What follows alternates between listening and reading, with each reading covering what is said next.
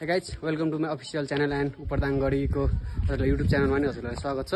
म अहिले उपरदाङगढीमा बनेको कोदघरमा रहेको छु र त्यस बेलामा युद्ध लड्नको लागि प्रयोग भएको हात हतियार पनि देखाउने छु र यो चण्डी तोप त्यस बेलामा प्रयोग भएको तोप रहेको छ र त्यस बेलामा प्रयोग भएको हात हतियारहरू पनि देख्न सक्नुहुनेछ।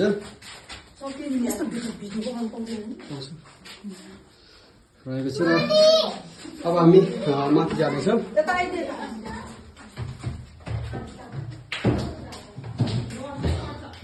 र यो सबै जातिका भेषभूषाका चित्रहरू पनि राख्नु भएको छ, हजुरहरूले देख्न सक्नुहुनेछ।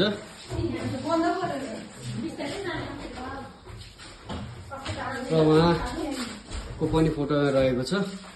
यस क्षेत्रमा देखिने नेपालमा मात्र पाइने चराको पनि फोटो रहेको छ।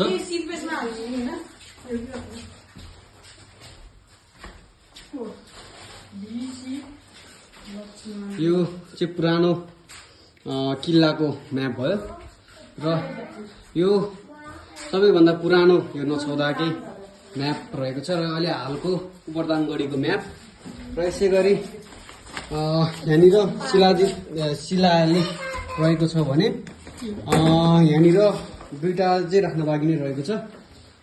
यति भन्दै म बिदा हुन चाहन्छु। हस्त धन्यवाद। च्यानललाई सब्सक्राइब गर्न नभुल्नु होला, लाइक गर्न नभुल्नु होला। हस्त धन्यवाद।